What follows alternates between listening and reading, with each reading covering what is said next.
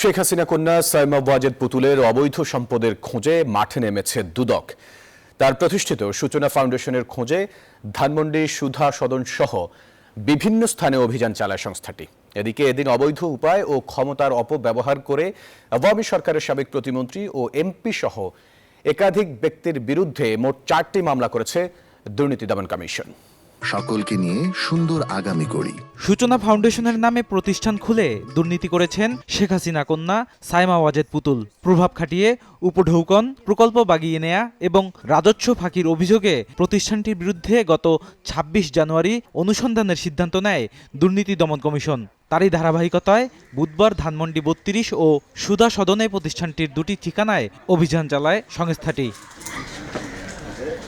তবে সংশ্লিষ্ট ঠিকানায় গিয়ে দুদকের অভিযান পরিচালনাকারী দল সূচনা ফাউন্ডেশনের কোনো অস্তিত্ব খুঁজে পায়নি। জেলা রেজিস্ট্রেশন কার্যালয় থেকে তারা যে নিবন্ধনটি নিয়েছে, আমরা এসে এখন দেখলাম যে সেই ঠিকানায় প্রতিষ্ঠানসমূহ নাই। ক্ষমতার প্রভাব খাটিয়ে এনবিআর থেকে একটি এসআরও জারি করে নেওয়া হয়। সে প্রতিষ্ঠানের করের বিষয়টি তাদের থেকে মুক্ত করে দেওয়া হয়।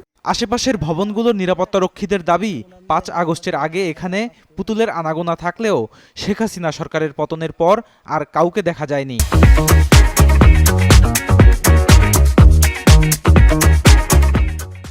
এখানে ওনার মেয়ে মাঝে মাঝে আসা যাওয়া থাকতো এবং ওই বাড়িতে মনে থাকতো।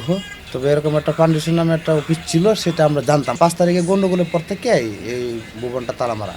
এদিকে এদিন ৮ কোটি টাকার অবৈধ সম্পদ অর্জনের দায়ে বরগুনা ১ আসনের সাবেক এমপি ধীরেন্দ্রনাথ শম্ভুর বিরুদ্ধে মামলার সিদ্ধান্ত নিয়েছে দুদক।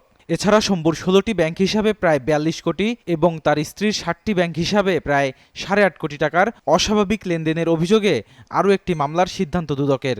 সাবেক সংসদ সদস্য সরকারের দায়িত্বশীল পদ থেকে অবৈধ উপায়ে জ্ঞাত আয়ের উৎসের সহিত অসঙ্গতিপূর্ণ স্থাবর ও অস্থাবর সম্পদ অর্জন করে শাস্তিযোগ্য অপরাধ করায় একটি মামলার অনুমোদন হয়েছে।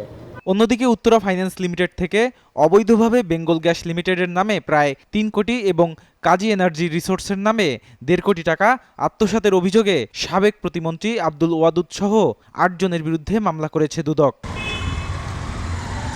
বদরুল আলম শাওন, নিউজ 24, ঢাকা।